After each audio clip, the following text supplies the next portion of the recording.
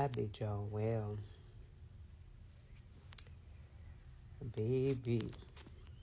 Hurt people, right? This one here gonna help somebody. Like I said, we gonna get this healing. So I noticed that in romantic relationships, we do a dance. And I always talk about this dance. There is something that's supposed to take place, especially, it really don't matter if we come together to heal or not. This is just something that we do for one another if we give a care, if we care about the other person, right? Because we have breakthroughs. There is the other side of an issue. But there are many people that stay stagnated in situations and do not get those breakthroughs because they will become a lawyer. They will rather argue their point. They will rather argue the point so much to where they will lack the emotional closeness. And this is what the emotional unavailability looks like, right? Because it's almost like them feeling like, and I don't know, sometimes I feel like it's intentionally inflicted. And then it's times where I feel like they can't help it. Like this is just kind of like this is something that is systematic because it's habitual. It's something, again, they've done forever. And what's so crazy is it's almost like the ego will win the argument, but again, you lose emotional closeness. Bro, for one, when they become that lawyer, when they're so busy wanting to argue the point, that shit is exhausting. I just want to put that out there. Again, that's why, for the most part, you're not getting too much of that out of me. I am so sorry. If for one, you want me to validate your emotions when you don't validate your own, I gotta pay for something that I didn't do because you already didn't address those emotions. You have not gone to the source of those emotions. So I gotta be emotionally loyal to you when you are not even to yourself. So it's like you starved me of that because you were starved of that. And that's kind of like either that mother wound, that father wound, right? Regardless. The lack of accountability breeds no growth. So what are we really doing? Again, going back to this hurt people. Like, there will come a point where a person will get so burned out on that shit. And I'm not lying to you. I'm going to talk about a relationship that I was in. And it was almost like I felt this person did this for fun.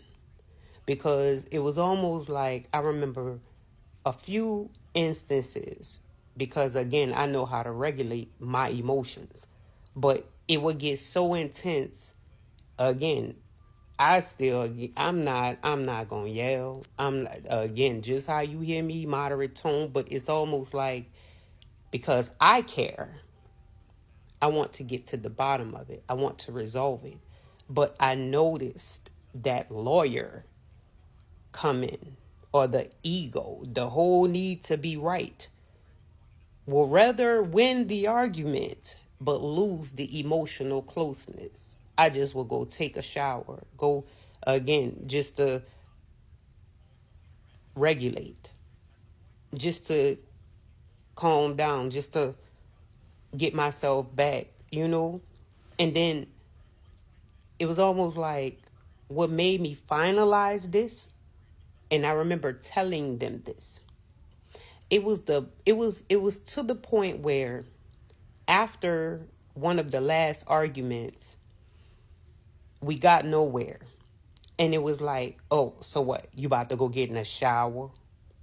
Ooh, so you know. Nah, baby. I'm not giving that to nobody. I'm not about to cause myself your karma. It's almost like that's kind of like someone else inflicting their karma onto you because they haven't worked through their shit. That's why I say settle your shit. Again,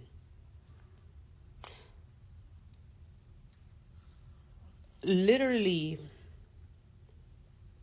it's almost like it don't even matter whether you're yelling or not.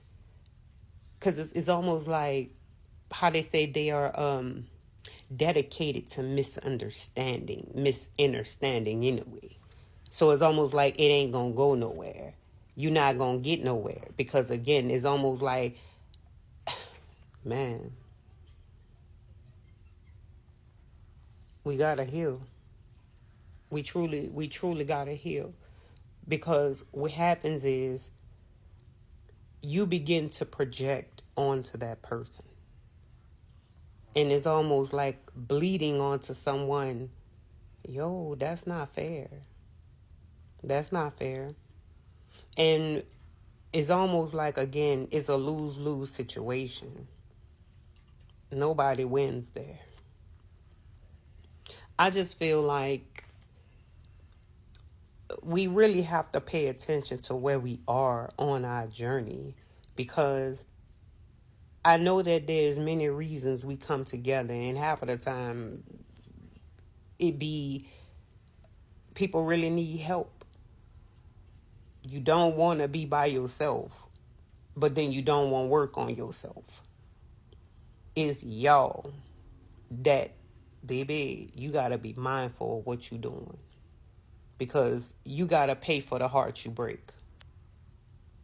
Don't play with the affairs of the heart. Don't, baby, stay to yourself, especially in a time of high judgment like this. You gonna be in your mind. You gonna have to be made to sit down, and then now you want to make that person feel something because you feeling like you do, because you feel like they didn't withdrawn from you and now they owe you something, but you refuse to look at what you put that person through. Baby, judgment on that plea. Even when we really sit with the feelings that we feel. Be honest with yourself why you feel like that. No, we got so many things that we got to work on, and we hide that shit, and then we spew it out. I bid y'all well in your wits, well in your ways. I bid this come to a stop. This right here, because again, I feel like you got, like I said before, I addressed this one time before where I talked about a person really being hurt. But then you got people who really be out here playing with people's minds, baby. You better. You gonna lose something, and that shit gonna haunt you for the rest of your life. And half of the time, that is what we are looking at. When a person refused to give up, baby, and now it's almost like I just want to make you feel some kind of way, baby. There's a special place for you, and it's called spiritual jail or physical jail.